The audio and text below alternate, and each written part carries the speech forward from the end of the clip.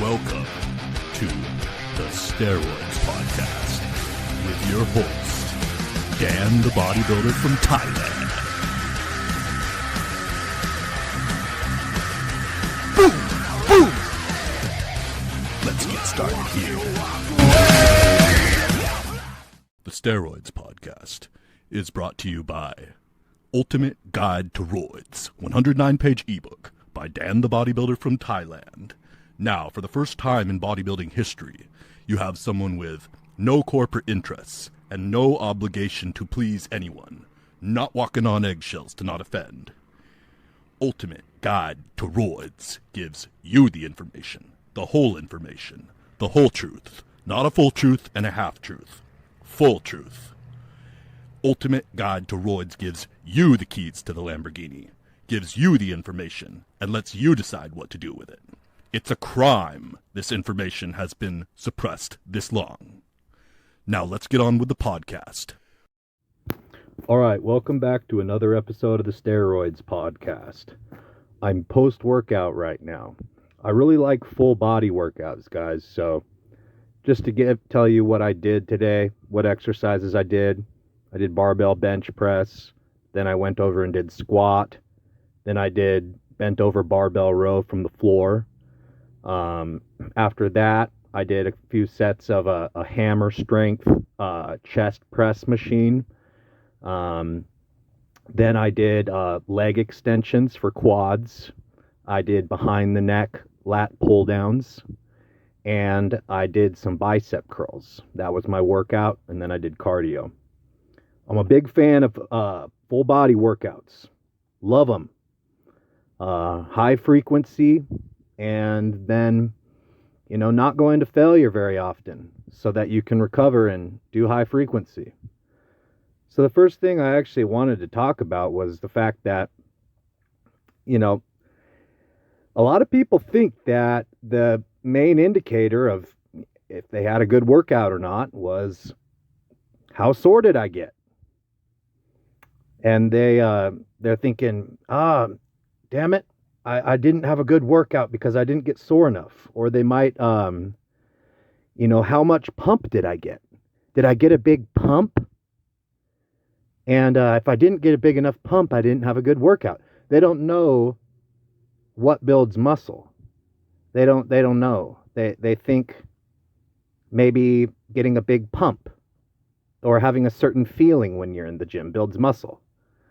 Or they think, they have to wait until the next day in order to know whether they had a good workout, because they have to assess how sore they are. Okay. So those can be some things that can kind of help you get an idea whether or not you had a good workout, because there are certain things that happen, like increasing volume that you're not used to, that creates soreness. And increasing volume is a way of progressive overload. You can do that by increasing the volume with certain amounts of weights. And so that's correlated with soreness. Another thing that can happen is if you're using heavy weights that you're not used to, or you're taking a lot of steroids, you can get pumps that feel really extreme. And so you can think, oh, well, I increased my dose of steroids, or, I lifted weights, that may have been heavier for me than normal. And then they notice, I got a really great pump during that workout. And then they notice they had some growth. And so they're correlating the wrong thing with why they grew. They're thinking that it was the pump, when it was really the increased dose of steroids or handling weights that they're not used to. Or if they got really sore, it was the increase in volume. It wasn't the fact that they're really sore. So it's very understandable why people could get confused by that, and then take those indicators as meaning whether or not they grew muscle. Unfortunately, that's not how muscle grows. You see, it's correlated. And so it can be an indicator, but that's not causing muscle growth. So the reason why you're taking steroids is because your body doesn't want you to grow muscle. It wants to stop you from doing that. So you're taking steroids to try and blow past those limits.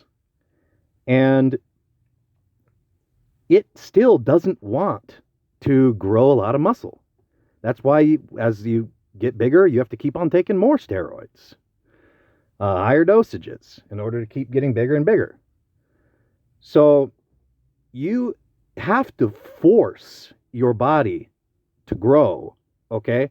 And the only indicator for that, you should be primarily focusing on qualitative numbers that can be written down, and it's objective data. And that comes down to your workouts. That comes down to your body weight, okay? Is my body weight increasing? Is my workout performance increasing?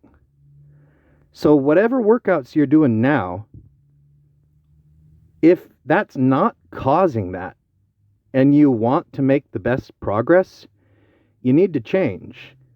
Even if you really like enjoying and doing the workouts that you do now, and you think it's really fun, and you like doing the style that you're doing, well, everybody on steroids plateaus. It's not infinite gains. And even increasing the dosages, that can help you to some extent to be able to blow past sticking points and be able to continue making gains.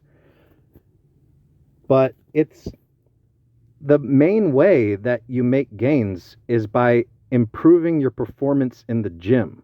Okay?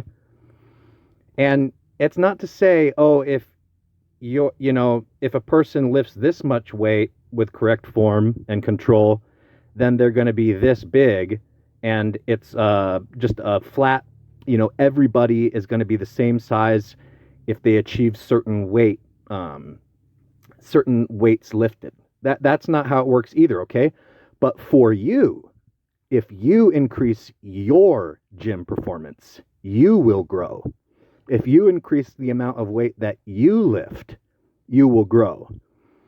If you increase the amount of reps that you can use for a certain weight, you will grow. If you increase the number of sets that you do with a certain weight, you will grow. But it doesn't mean that everybody's going to be the same size who can bench press 500 pounds. There are different leverages. There are different genetic factors. But there's one damn thing for certain, is that if you go from bench pressing 200 pounds to bench pressing 300 pounds, you will be bigger, okay? And if you then go from bench pressing 300 pounds to bench pressing 300 pounds for 10 reps, you will be bigger. And if you go from bench pressing 300 pounds for 10 reps for one set to being able to bench press 300 pounds for 10 reps for 10 sets, for 5 sets, whatever, increasing it, you will grow, okay? So this is hard rules. These are hard rules, and these are guaranteed training ways to make gains. So your workouts need to be prioritizing that above all else if you want to make gains. If you want to be on the fast track, if you want to be on the fast track to your goals, and your goals are, I want to get bigger, I want to have bigger muscles, well, then you have to increase your gym performance, okay? And there are three, like I've mentioned right now, there are three main ways to do that. Increasing the amount of weight you can lift in a given exercise. Increasing the amount of reps that you can do with a certain weight on a given exercise. Increasing the amount of sets that you can do for a certain number of reps on a certain exercise, on a given exercise, okay? So we kind of went over that. An example would be getting stronger on your bench press. Another example would be being able to bench press 300 pounds for 1 rep and then moving up your strength so that, or the amount of reps that you can do, so that now you can bench press 300 pounds for 8 reps. That is going to make you grow. You're guaranteed to grow from doing that. Another way, the third way, is if you can do 300 pounds bench press for 2 sets of 10 reps, if you increase that to 5 sets of 10 reps with 300 pounds, you will grow. Okay? So these are hard factors. These are not subjective factors like, oh, did I get sore enough? I don't know whether or not I had a good workout, but my feelings told me maybe I did. Or did I get a big pump? Did I have the right feeling during my workout? Shit like that, okay? Yeah, it's fun. It's fun to have the right pump or whatever. You're not on the fast track to gains if you're trying to judge your workouts by your feelings. It has to be by objective data if you want to have the fast track to gains. If you want to make your goals, there's a lot of guys on steroids who aren't big. This is really common, and a lot of them, they're really obsessed with this pump training, and so one thing is that there's like pride in it or ego in it, like I want to work out my way. Like I've noticed a lot of times when I work out with guys who are smaller than me, but on steroids, and I'm talking way smaller, and then they won't want to do the workout that I do, even though I'm like, yeah, work out with me, and they'll want to go do their own thing because they think they know better for them. And so I know there's a pride or like ego thing there, but really, if they work out with me, the only thing that I'm going to be trying to help them do is to be able to increase their gym performance. So, they're just shooting themselves in the foot if they want to go do something else, because it's usually, stuff that is not increasing their gym performance. They're going over to cables or something like that because they like the feelings that the cables give them. But it's pretty funny. It's amazing. The gym is a zoo. And the personalities and everything and the egos are so humongous. I mean, just look at the women at the gym. Talk about humongous egos, and men's egos are probably less arrogant and more sensitive in the gym, and can be met with more aggression, or men's egos will be more like tough guy. And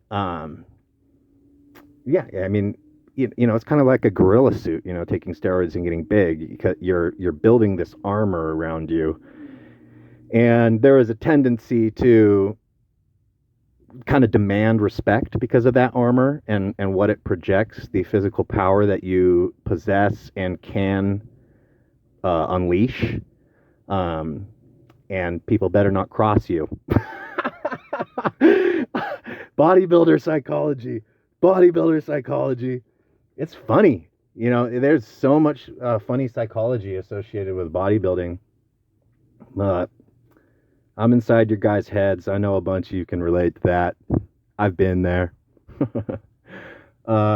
Anyways, so I just want to encourage you guys that, you don't have to do full body workout. You don't have to do a bro split. You don't have to do push-pull legs. You don't have to do upper-lower. What you got to do is you got to do whatever you need to do in order to make your gym performance go up, okay? So if what you're doing now isn't making your gym performance go up regularly, and that's not your top priority in your workouts, then if you want to make the gains that you're looking for, if you're going to the gym to build muscle, you need to change. If you want to be on the fast track to gains, okay? And if you want to say, are my steroid cycles working? Well, are they helping you increase your gym performance? This is how it goes. So there's a lot of these, I want to say this one more time. There's a lot of these smaller guys that are on steroids and they can't get big. They don't understand, why can't I get big? Why am I not becoming massive? And you ask them, well, how much weight can you use for your squat to parallel or below? And be fucking honest with me, whether or not you're going to parallel or below, or else, it's bullshit. And the same thing, with the bench press, how much weight are you using for bench press? And, obviously that can't be bouncing it off your chest. It has to be a slow, controlled, eccentric movement, and then touching the chest, pausing there for a half second or 1 second, and then pushing it up. And how much weight can you use for deadlift or bent over barbell row, etc. And I'm not, it doesn't have to be 1 rep max. Actually, usually a really accurate reading is to say, how much weight do you use for a 10 rep set of squats? How much weight could you do for 10 reps? How much weight could you do for 10 reps on bench press? And that's a better way to get a good indicator. And if this person says, well, all I can do is 5 or 6 reps with 225 with 2 plates on each side for bench press. And they, why they're not bigger. Okay. So I'm not saying you have to be a power lifter. Again, I'm not saying you have to be a power lifter, but you do have to possess strength for you. And there are some objective numbers, and that people that are only pressing 2 plates on each side, so 100 kilograms or 225 pounds for 5 reps, 6 reps, maybe even 8 reps, you're just not going to be that big. You don't have enough resistance. You have to increase your strength. If you want to be big, you have to be able to lift more, okay? And so I'm going to throw out some numbers now. I'm going to throw out some numbers that are general numbers. These are not hard rules, but these are good goals for you to achieve in order to say, well, I possess enough strength, and let me get to that level, and then let me see what I look like in comparison to before, okay? And so it's like this. It's 3, 4, 5, okay? For a 5 rep set of bench press, can you do 3 plates on each side? For a 5 rep set of squats, can you do 4 plates on each side? For a 5 rep set of deadlifts, can you do 5 plates on each side? So if you can't do that now, but you want to be big, you want to be a big guy, you want to look like a bodybuilder, you want to be thick, you want to be 3D, etc. The best thing that you can do right now in order to make that happen is make that 3, 4, 5 goal happen. Make that be the focus of you going to the gym, and then reevaluate, what's going on once you get there. Because if you can do those lifts, you're going to be big. You're going to be big. You're going to be big. If you can do all 3 of those lifts, you're going to be big. Their performance is directly correlated with size. And, I know this is a hard one, but I know that it's hard for egos and stuff, but this is very important, and I want to help you. I want you to be big. That's why I tell you, all the correct information, everything that's in the podcast. It's like, oh, if I follow it, I get bigger. If I follow it, I meet my goals. And you know how it is, listening to the podcast and then doing what it says to do. There's no smoke and mirrors. I just am saying this stuff to help you because of experience and being around pro bodybuilders and seeing how things go, okay? So I'm trying to help you. I want you to do good. I'm not going to be mad if you're bigger than me. I'm not trying to make you not get bigger than me. I'm confident with the knowledge that I have, so I don't feel like if you're bigger than me, then my shit that comes out of my mouth isn't relevant anymore stuff. If you're bigger than me, I can still help you a lot. Okay? It really doesn't matter. And I'm confident about that, okay? So this is why I'm just telling you this stuff for your own benefit, and I'm not trying to pull any kind of shit on you. Anyways, the next thing that I wanted to talk about was EC stack, because I realized that there has not been enough talk about EC stack, taking ephedrine and caffeine together on the podcast. So this is a very good fat burner and appetite suppressant. Taking EC stack doesn't make you feel like shit. It makes you feel, it's a nice feeling. But taking clenbuterol for fat burning does make you feel like shit and makes you angry. So there's a big difference there. Also, clenbuterol is very long acting. One tablet is going to last in your system for 48, 72 hours. On the other hand, EC stack only lasts in your system for about 4 hours. And then it's in and out. So it can be used in a much more targeted manner. And I wanted to say with fat burners, with clenbuterol, with EC stack, cardio is to clenbuterol as steroids are to weightlifting, or weightlifting is to steroids, okay? So if you want to have the best results from using your fat burners, you need to do a lot of cardio. That's really going to benefit you. And it's the same thing with your steroids. If you want your steroids to work really well and have a lot of good results, you need to lift weights a lot. So anyways, not everybody likes to use, I hate using clenbuterol. And the bottom line is that you're not going to burn a lot of fat either way, using as many fat burners as you want in the world. Although people will lie to you and make it seem like, oh, you can just bypass everything with medication, and then you can just eat like a pig or something like that, and eat fast food and break all the rules. Yeah, right. Is that what you see the pros doing? No. Get real. These people are lying to you. They're just trying to make you. They're telling you what you want to hear. They're telling you what you want to hear. They're appealing to your ego. Okay? Don't listen to that bullshit. All right. So if you when you take like a EC stack or you take clenbuterol, you should do cardio, okay? So with EC stack, since it's short acting, it's less invasive to your life. Normal dosage would be 200 milligrams caffeine, 25 milligrams ephedrine. That is normal dosage for EC stack. So it's good stuff. It's a good fat burner if you use it and then go do cardio. It also works as an appetite suppressant.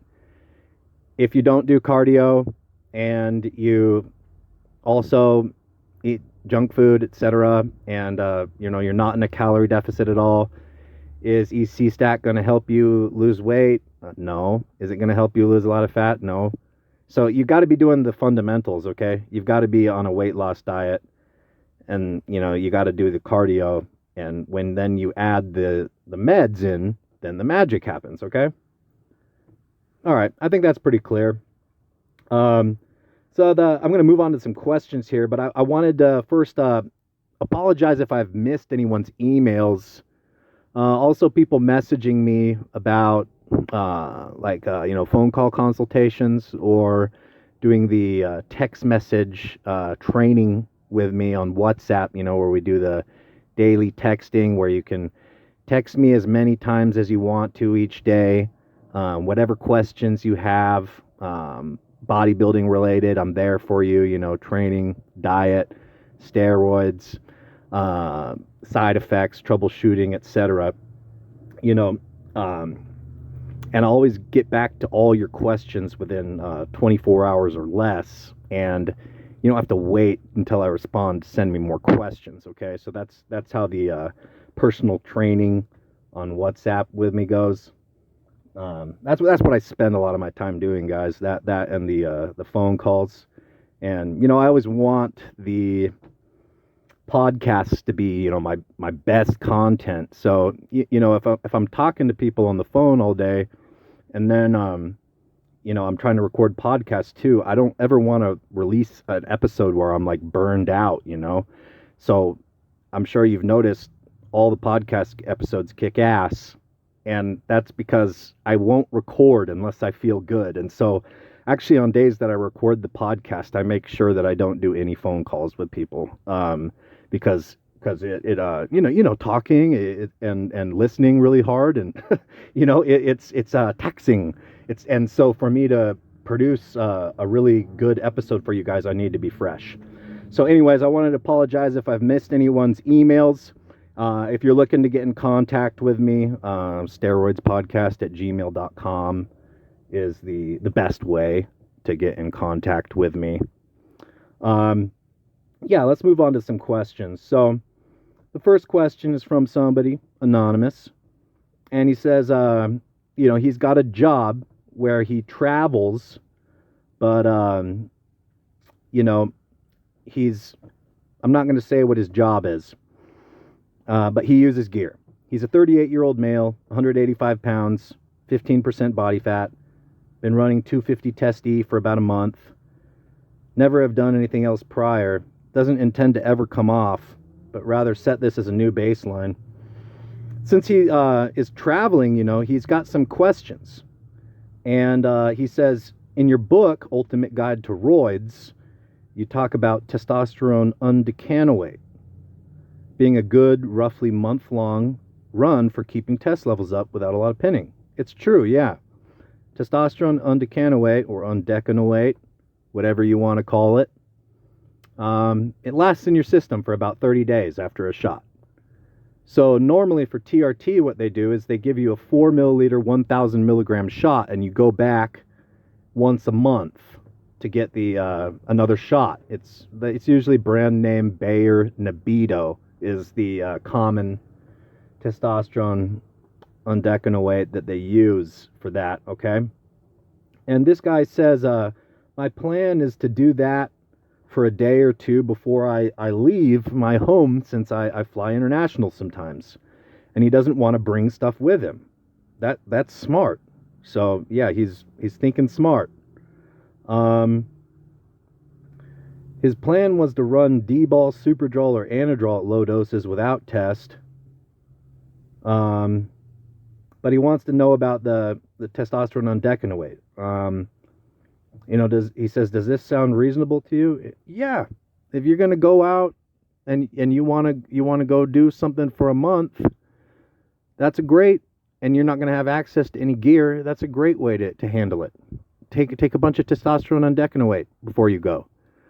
If you want to be on 500 milligrams of testosterone a week for a month, and you're not going to be able to take any roids for a month, well then shoot 2,000 milligrams of testosterone the day before you go, and that's going to be releasing into your system for the next month at roughly 500 milligrams. If you look at a chart of how testosterone undecanoate reduces or metabolizes in the body, it peaks 24 hours after a shot, just like testosterone enanthate. But testosterone enanthate levels off sharply at about day 4, okay? And testosterone undecanoate does not. It actually stays pretty even for about 21 days, and still high enough, moderately high enough for 30 days. So it's a great compound. It's very useful. Would it be a compound that I'd use or someone would use just in their everyday life? Probably not, unless, they had some kind of thing where they really didn't like taking shots. But if that was their situation, they really didn't like taking shots, then yeah, that could be a way to deal with that. Okay. All right, I'm looking at the next question here. Oh, okay, this guy has one more question, okay? What is the most gear you've pinned into one spot at one time? He says, I pinned 1 cc, which 1 cc and 1 milliliter, they're interchangeable terms, they mean the same thing, with a 20 gauge 1-inch needle into his thigh, and it felt like I had a rock in the center of my leg for a week and some change. Don't recommend thigh shots, okay? I've had a leg infection from it. I've seen many other leg infections from it. There's a lot of potential for irritation, and whether that's validated by science or not, okay, we just know in bodybuilding from experience that doing quad injections is risky, okay? If you do them enough, usually you get a problem. Ever since my leg infection, do you think I still shoot any shots into my quads? Hell no. I have never taken another shot into my quad since the day that happened, okay? So I don't recommend that. But probably the best and my preferred intramuscular injection site would be the Ventroglute, which is on the side of your body, your hip. So it's in the middle, and it's about 1 inch below the hip bone. And that's your Ventroglute. And I've taken 7 milliliters there several times in one shot. Just to let you know what I put there, it was 5 milliliters of Primobolan and 2 milliliters of testosterone anthate. So 500 milligrams of Primobolan, 500 milligrams of testosterone anthate. And, I had no problems. Don't do that with gear that you don't know is low post-injection pain, low inflammation, though, because if you do, you're setting yourself up for something really bad to happen. Okay? So you have to know your gear. You have to have used it in smaller quantities first before doing stuff like that. But yeah, anyways, the 3 sites that I normally use would be hip flexor, ventroglute, and rear glute. And then, you have 2 sides of your body, so that's 6 injection sites to be rotating through. If somebody wants another one to use, the shoulder would be good. Usually, for hip flexor, 3 milliliters. For ventroglute and regular glute, 5 milliliters. Up to that can be accepted fine. For the shoulder, 1 or 2 milliliters. Okay. Those are all, I would say, on average, the most low complication intramuscular injection sites. Okay. All right. Next question is from Jeffrey. Hey, Dan, love the show. The book Ultimate Guide to Roids is epic and should be on the charts of best book ever. Awesome. I'm getting ready to start my first ever cycle. I looked into testosterone replacement therapy and found a great outfit, and I found out that my test levels were so incredibly low. Everything else is in normal range. I'm starting at 200 milligrams per week of testosterone cypionate. This is what the doc recommended. On top of that, I'll be taking winstrol also. I'm not sure the amount I should take, but I was thinking in the 40 to 50 milligram range. I'm 6'3" and 194 pounds. I'm tall and skinny. I'm 39 and a combat vet, and I'm wanting to get bigger. Is this the right amount to take for this?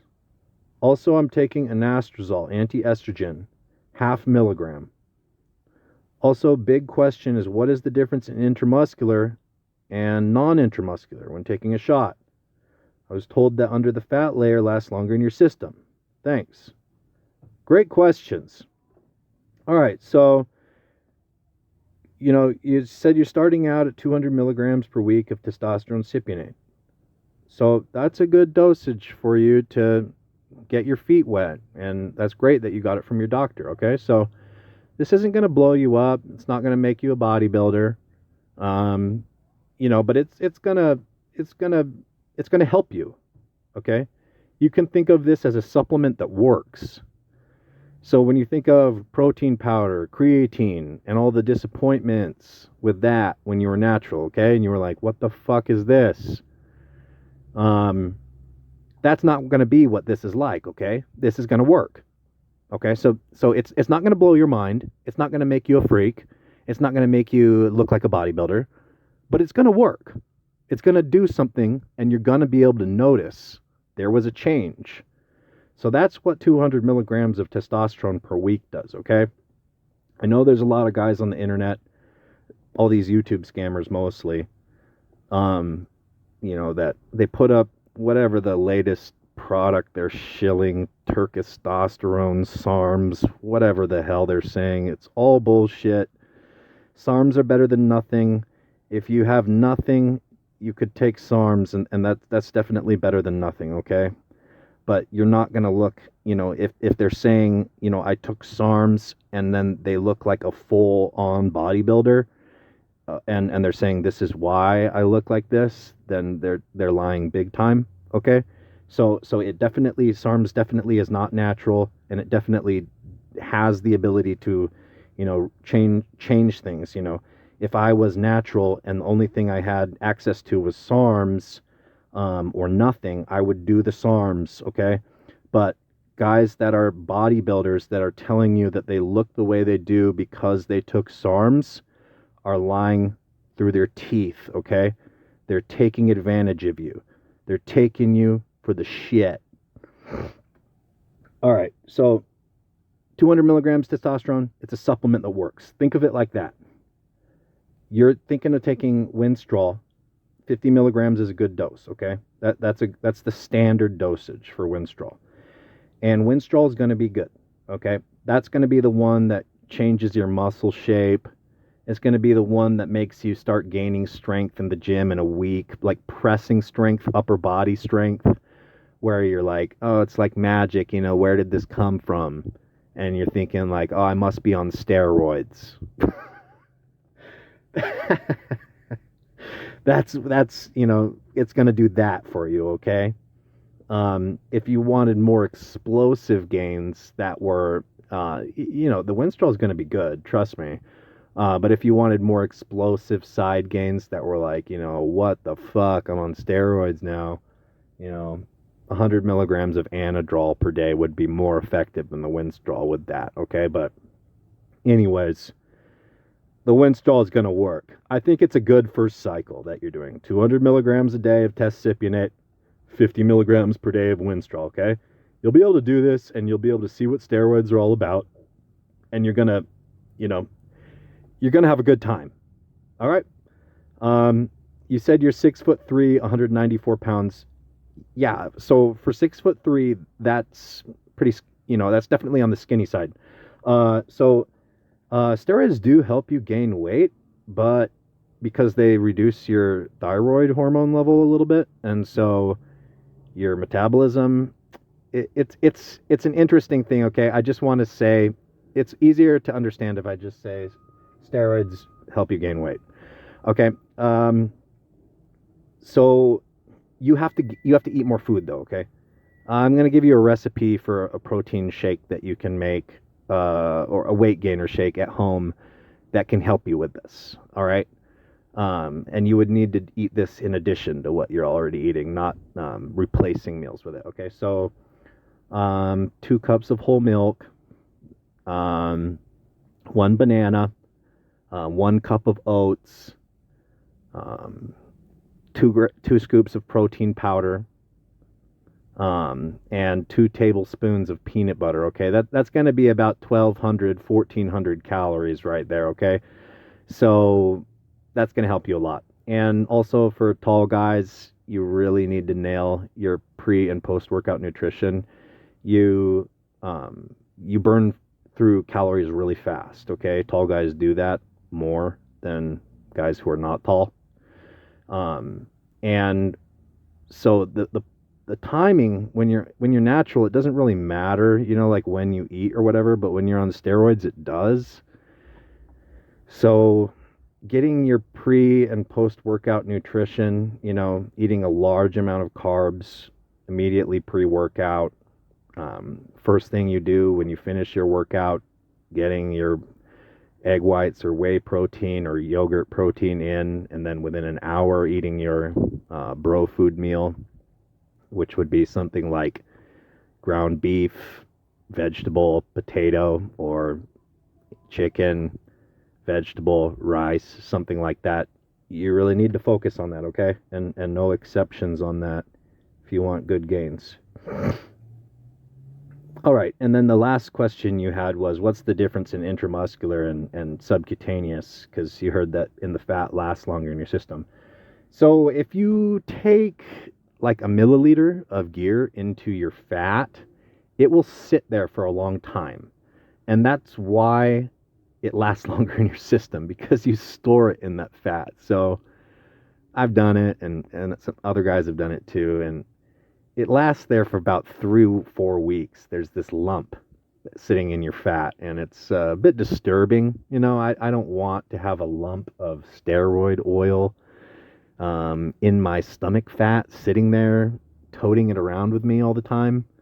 So that's how that goes. And yeah, since it's sitting there not getting absorbed, it definitely does stay longer in your system. But I don't want that. That's not the way it is when you take a intramuscular shot, So it's kind of a fad, taking like because there's always these guys trying to do their new thing with gear and bodybuilding to make you be like, oh, that's how you do it. And it's just a bunch of smoke and mirrors, man. There's the tried and true method. You don't need all these peptides. You don't need all these tricks. Okay, that's not what your heroes did. That's not what the guys that you saw and, were doing bodybuilding. You said, I want to be a bodybuilder. That's not what they did to get there, okay? They did the tried and true methods. You don't need to be a pioneer here, okay? You're not trying to be Mr. Olympia, and so you don't need to reinvent the wheel. Just do it the normal way. All right. Gustavo asks, hey, Dan the man, question for the legendary podcast. I've transitioned into a lot of Brazilian jiu-jitsu, but still am lifting bodybuilding workouts 5 days a week. I'm currently on 200 milligrams Testi a week, every 3 days, with half a tab of Adex on injection days. So he's on about 500 milligrams Test a week. Notice my recovery is shit lately, so I'm pretty excited to start my blast. Typically, I would be blasting with 400 milligrams Test E and 100 milligrams Trenbolone enanthate every 3 days, with 40 milligrams of Anavar and 25 milligrams of winstrol a day. Due to the BJJ, I'm thinking this cycle won't work for me since it'll kill my cardio and give me way too intense pumps and cramps when I'm rolling. Any suggestions on what kind of cycle I can do as an alternative? Yeah, so you noticed that for sports, using moderate, high or moderate dosages really fucks your performance up. You have to use low, like when you're in season, you have to use low dosages. Some athletes use moderate or higher dosages when they're off season, but when they're in season, when they're competing, when they're doing their sport, that won't work because of the reasons that you mentioned, with intense pumps, cramps, killing your cardio, okay? So you have to, when you're in season for your sport or your athletic endeavor, the dosages have to be super low. So 400 testosterone could work per week. You said 400 every 3 days, so 400 per week could work. And you also said Trenbolone and enanthate 100 milligrams every 3 days. 100 milligrams per week of Trenbolone and enanthate could work. So if you just halved your dosages, that could work. Using something like Anavar, you said 40 milligrams a day. That's way too much for Anavar with sports, because Anavar really makes you kind of like lock up and your muscles kind of feel like stone when you're training. And it also makes really painful pumps that will kill your endurance. So you're looking at more like 10 to 20 milligrams, 20 max of Anavar a day. And, as far as the winstrol, you're looking like somewhere between 5 to 15 milligrams a day. With sports, you guys, it is very small dosages. You're not becoming a winning athlete or a champion athlete by taking steroids at all.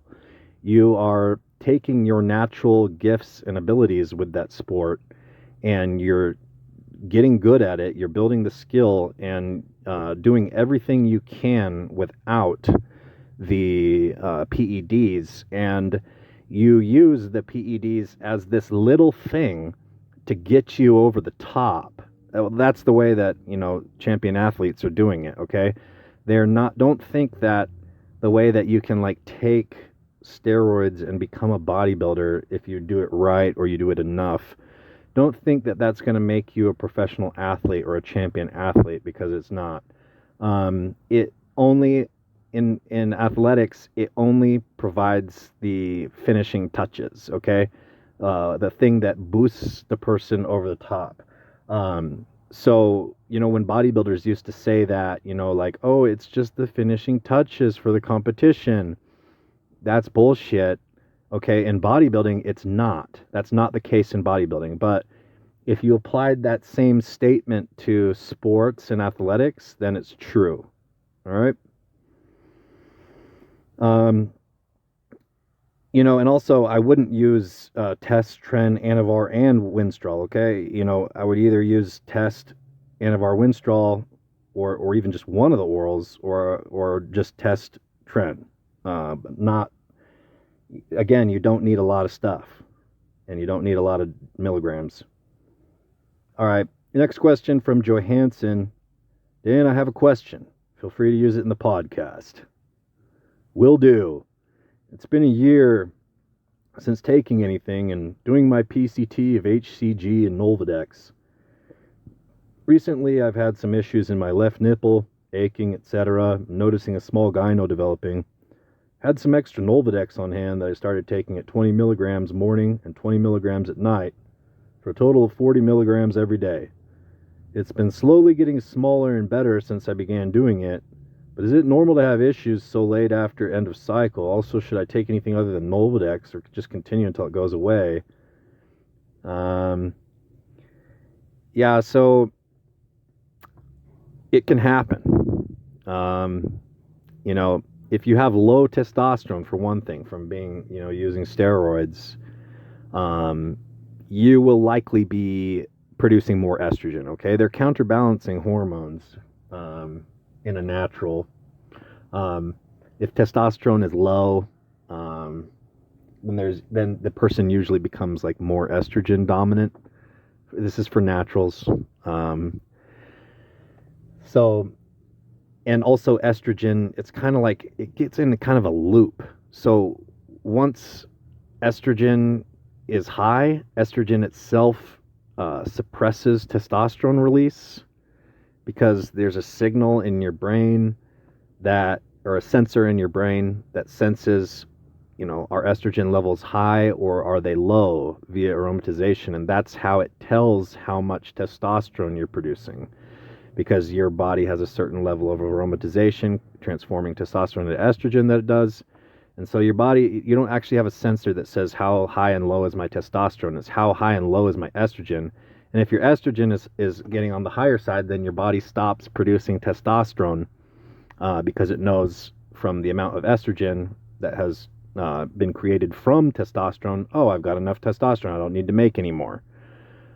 So if you've got high estrogen, then you're kind of like in a vicious loop where your testosterone levels can't recover, and they're going to be low because your body is sensing, I have estrogen, I don't need to produce testosterone. That's how it knows, okay?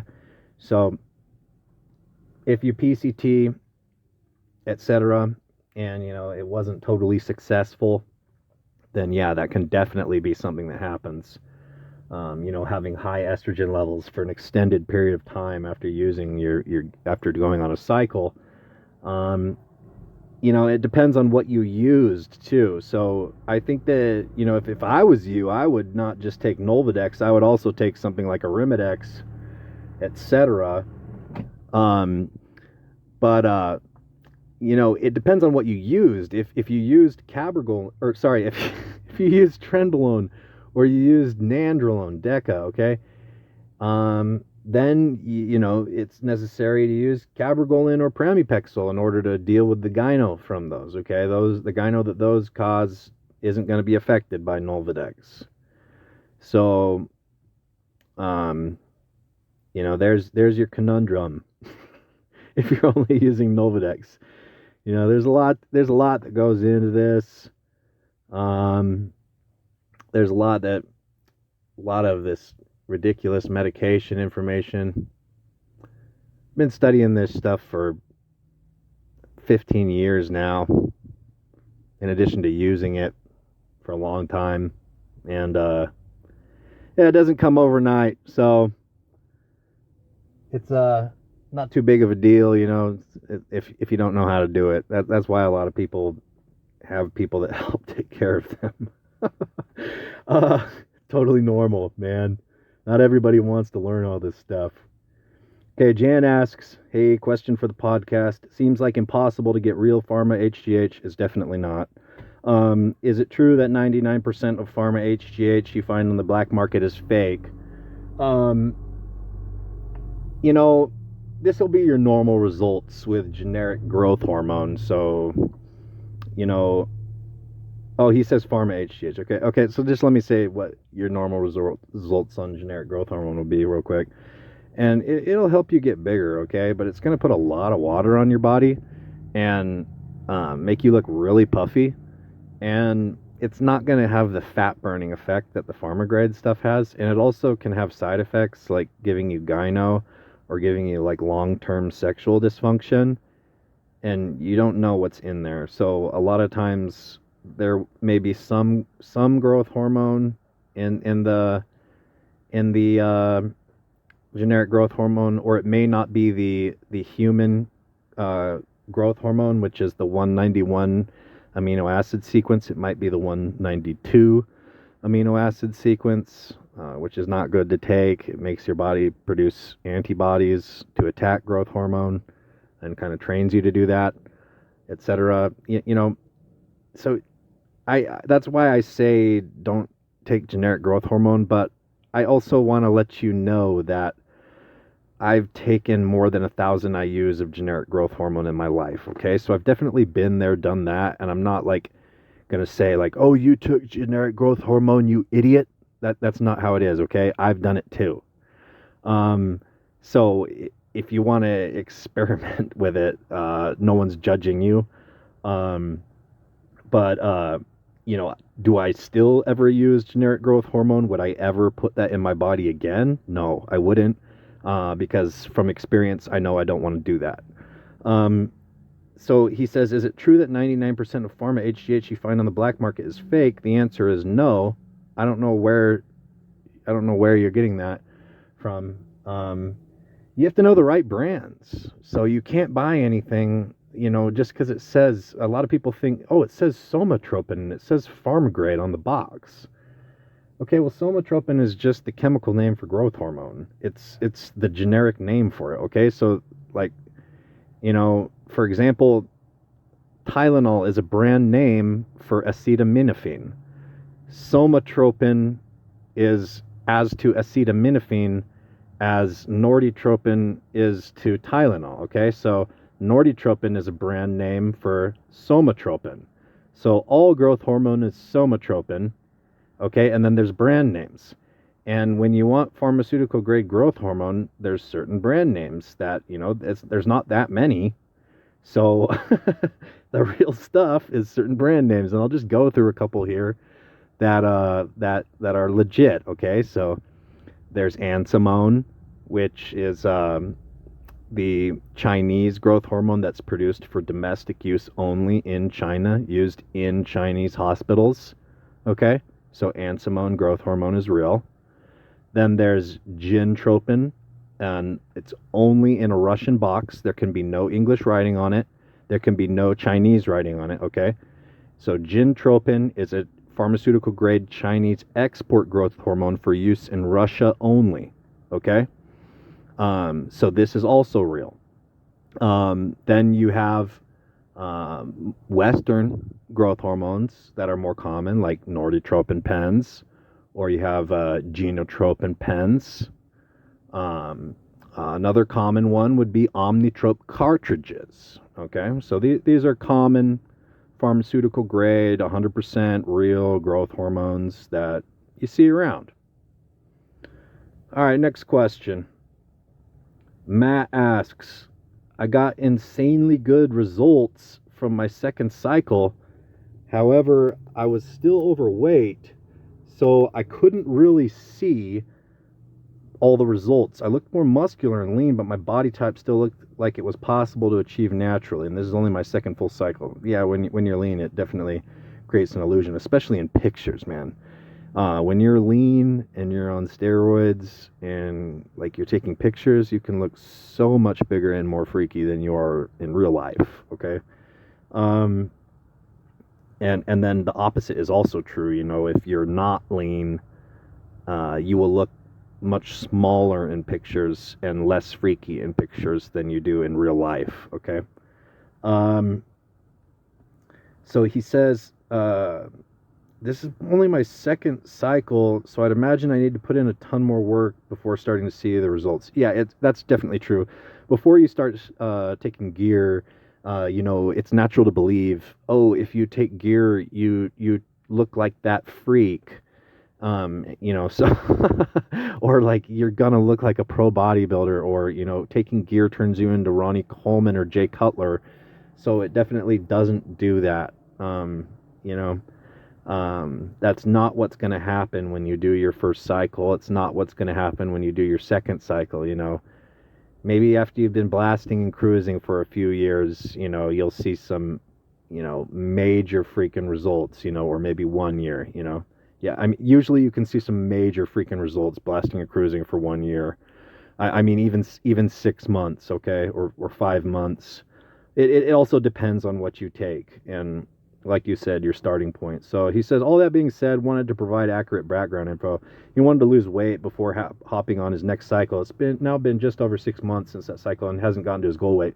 So I'm going to say right here that, you know, taking more gear is going to make you more hungry. And also doing a lot of weightlifting, and, you know, hard weightlifting is also going to make you a lot more hungry because of the effect that it has on muscle cell insulin sensitivity. And this kind of goes with taking gear too, is they both increase muscle cell insulin sensitivity. So what happens is your muscles start stealing your blood sugar, which makes you feel desperate or frantic for sugars and food, and makes it feel like you can't control your appetite.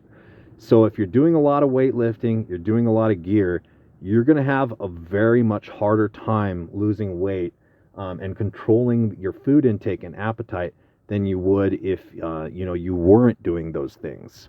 So, you know, the easiest way to cut actually is you will lose some muscle doing this. You definitely will, but you will find it way easier to lose weight just taking gear and like not training and diet, but then dieting and doing cardio and losing weight. You know, maybe you do like a set of pull-ups and a set of like push-ups per day and some air squats or something like that. This can actually be pretty damn effective. Okay, you will lose muscle doing that because it's not enough stimulation, but it will also be pretty damn effective. Like, you won't lose that much muscle. You'll lose some, but you won't like eat all your muscle or something. Like the hormones are much better at forcing the body to protect from losing muscle than they are at forcing the body to build muscle. So I'm just saying, I'm not saying, you know, stop going to the gym in order to lose weight or something like that, but I'm just saying really focus on the cardio, and you don't need to focus so much on weightlifting. You know, if losing weight is your first goal and you're like fat right now, but I would say, you know, to use a bit of gear, you know, use like 500 milligrams of testosterone or something while you do that. And, you know, if you really wanted to, you could use, you know, like 25 milligrams of winstrol or something like that, and that would help too. He said, I'm just going to go on a little bit with the rest of his comment. He said he started feeling really out of it during his last cycle, losing his sex drive and aggression.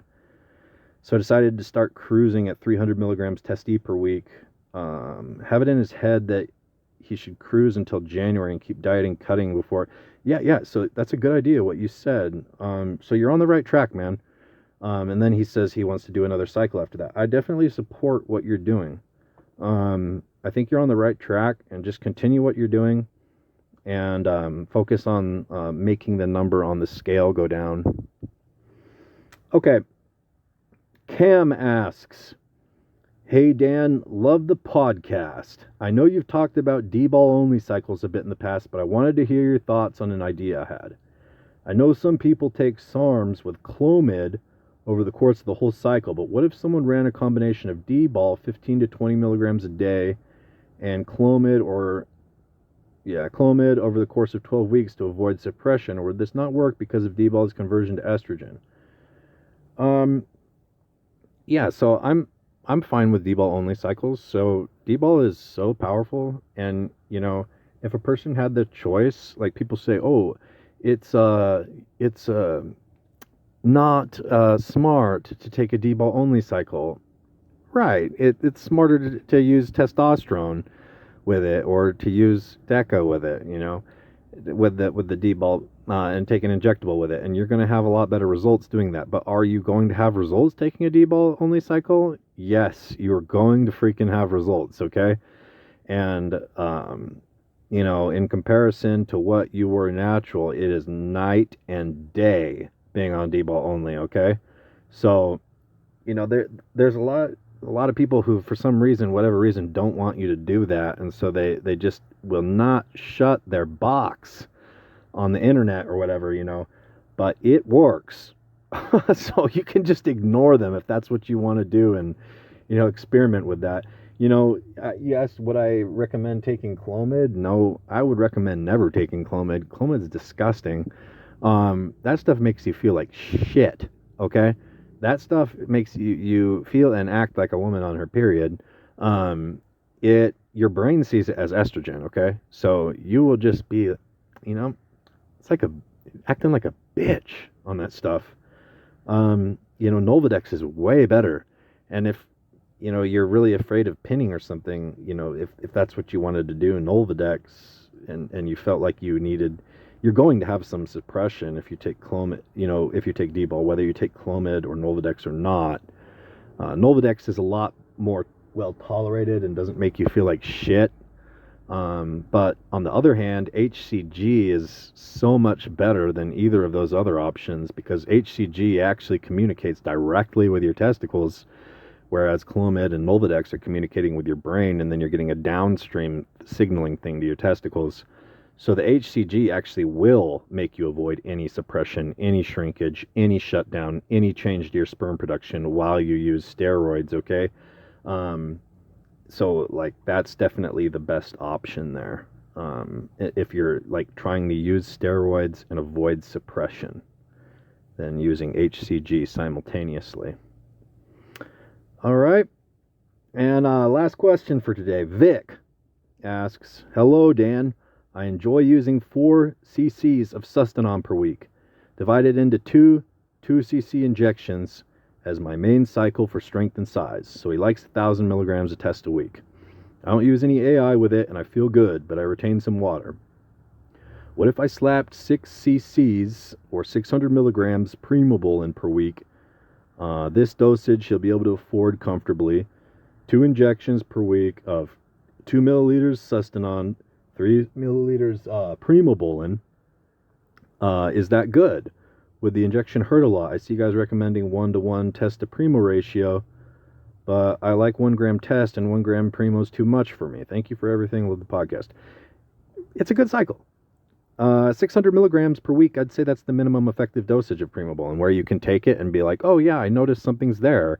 It's not just that I know I took this stuff, and so I'm kind of trusting that it's helping give me gains, but no, I can actually see the effects, and I know that I'm using Primobolan. So yeah, I think that 600 milligrams per week is the minimum for doing that, and I think that, although my favorite cycle, yes, is using 1,000 milligrams of testosterone with 1,000 milligrams of Primobolan, and probably 2,000 milligrams of metformin for I use a growth hormone, and probably 100 milligrams trenbolone acetate twice a week, if I wanted to make it the best results, underneath there, adding the trenbolone acetate in there.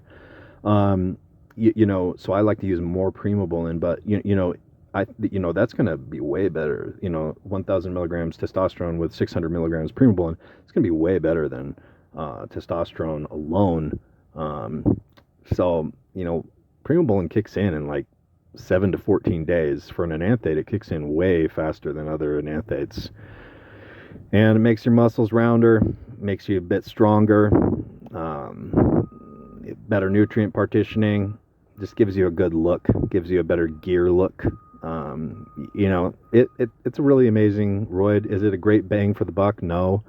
If you're talking, Trenbolone versus Primobolan milligram per milligram, which one's going to do more to your body? Which one's going to do more to your body. Not the Primobolan. But Primobolan doesn't have any side effects, and also you don't have to add any other meds with it in order to battle the prolactin or battle the estrogen or have something weird going on with your dick. None of that stuff happens with Primobolan, so you're paying a premium for not having health side effects and for not having annoying side effects or embarrassing side effects, okay? It's a great thing. Primobolan's a great thing, and so for someone like me, that's my favorite. That's my favorite steroid by far. So yeah, that was the last question for the podcast today, guys. Hope you enjoyed it a lot. Enjoyed talking with you guys today, and make sure to pick up Ultimate Guide to Roids, 109-page ebook by Dan the Bodybuilder from Thailand. It's on my website, bodybuilderinthailand.com. It's right there, the first article, or you can also see it on steroidspodcast.com. If you go to any one of the podcast episodes, usually there's a link at the bottom of the page to where you can pick up the 109-page ebook, UG2R, Ultimate Guide to Roids, which is a great book. There's something about reading, you guys. There's something about reading that is more effective than listening or watching TV. And Ultimate Guide to Roids is definitely my best work ever. So in comparison to any of the YouTube videos I've made, or comparison to even the podcast, if you love the podcast, the book is definitely my best work. So if you like my work and you want to, see my best content I've ever produced, it's that, by quite a large margin. So yeah, there's that there. And then, there was one other thing that I was thinking about doing, but I'll talk to you guys about that next time, okay? All right, take care. If you would like your questions to be answered on the Steroids podcast, go to steroidspodcast.com and leave a comment with your questions, or email or private message steroidspodcast@gmail.com or steroidspodcast on Instagram. Until next time.